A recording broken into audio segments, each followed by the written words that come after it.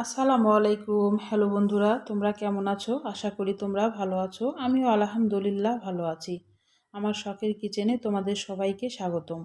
প্রতিদিনের মতোই আবারও একটা রান্নার রেসিপি নিয়ে আসলাম। হাতে মাখিয়ে গরুর মাংস ভুনা। রান্নাটা একদম সহজ, ঘরোয়া মশলা দিয়ে দেখানোর চেষ্টা করেছি।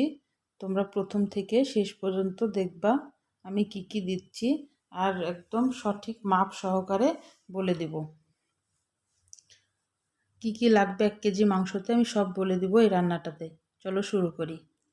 আমি প্রথমে 1 টেবিল চামচ ধনিয়ার গুঁড়া নিয়েছি, এলাচ নিয়েছি 3-4 টুকরো, লং নিয়েছি 3টা, কালো ফল নিয়েছি 1টা, আর সবুজ এলাচ নিয়েছি 3-4টে, গোলমরিচ নিয়েছি 3-4টে, তেজপাতা নিয়েছি, আর জয়িত্রী নিয়েছি তোমার 4 ভাগের 1 ভাগ, আর জয়ফল নিয়েছি 8 ভাগের 1 ভাগ। মানে একটা জয়ফলকে 8 ভাগ করে 1 ভাগ নিয়েছি। আর শুকনো মরিচের গুঁড়া নিয়েছি 1.5 টেবিল চামচ, আর হলুদ গুঁড়া 1 টেবিল চামচ। 1 কেজি মাংসের জন্য এই পরিমাপগুলা। আর পেঁয়াজ নিয়েছি আমি এখানে 175 গ্রাম মতো, মানে 200 গ্রামের একটু কম নিয়েছি পেঁয়াজ। আমি 1 টেবিল চামচ আদা বাটা দিয়ে দিলাম, 1 টেবিল চামচ জিরা বাটা দিয়ে দিলাম, আর 1 টেবিল চামচ রসুন বাটা দিয়ে দিলাম। এটা 1 কেজি মাংসের জন্য আমি একদম পরিমাপ সহকারে তোমাদের বলে দিচ্ছি সঠিক মাপটা, যে 1 কেজি মাংসতে কি কি লাগবে। আর যেগুলা নিয়েছিলাম সেগুলা নিজে এবার দিয়ে দিলাম।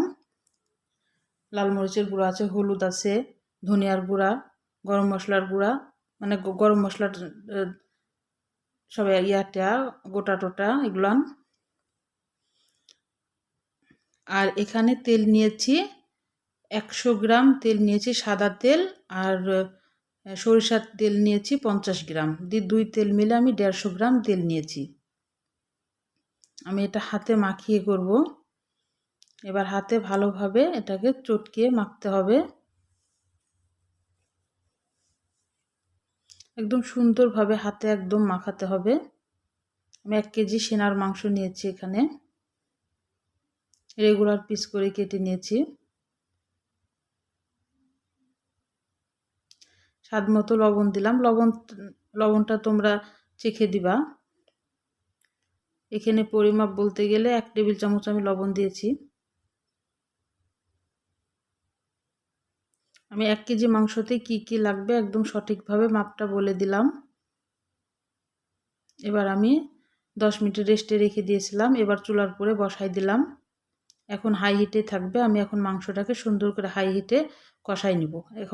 এখন পানি অ্যাড করব না, ওর গায়ে যে পানিটা আছে সেই পানিটা বের হবে। আমি এখন হাই হিটে আমি এটাকে কষাই নিব। ঢাকনা দিয়ে দিব আর কষাবো।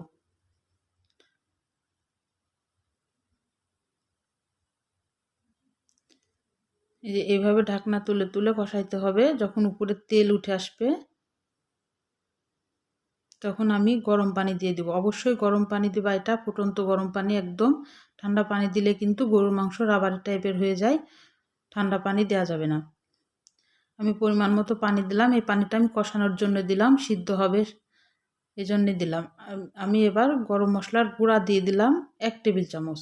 আমি গোটা গরম মশলা দিয়েছি, দেখাই দিয়েছি তোমাদের। আর এটা আমার গুঁড়া করা আছে, এটা না দিলেও চলে, আমার আছে, আমি সেজন্যই দিলাম। এবার এইভাবে কষাইতে হবে ভালোভাবে। উপরে এবার তেল উঠে এসেছে। এবার আমি ঝোলের জন্যে পানি দিয়ে দেবো। আমার মাংসটাও 80% মতো সিদ্ধ হয়ে গেছে। এবার আমি পানি দিয়ে দিচ্ছি। এবার এই পানিতেই 20% মতো সিদ্ধ হবে এবং একটু গ্রেভি থাকবে। আমি কয়েকটা কাঁচামরিচ দিয়ে দিলাম। আর লবণটা তোমরা চেখে নিবা, আমি অফ ক্যামেরায় চেখে নিয়েছি।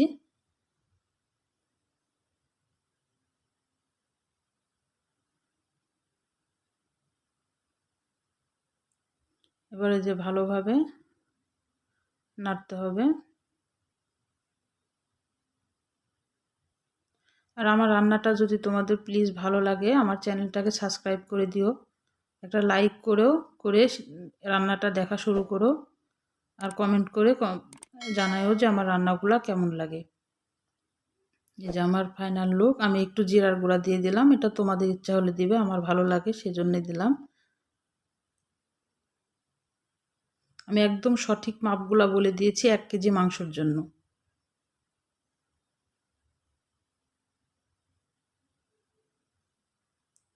দেখো আমার কালারটা কত সুন্দর আসতেছে, সিদ্ধ হয়ে গেছে অনেক সুন্দর।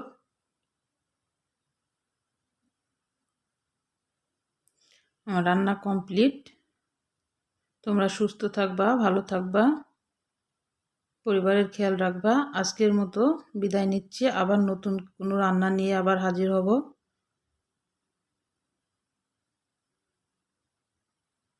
আল্লাহ হাফেজ।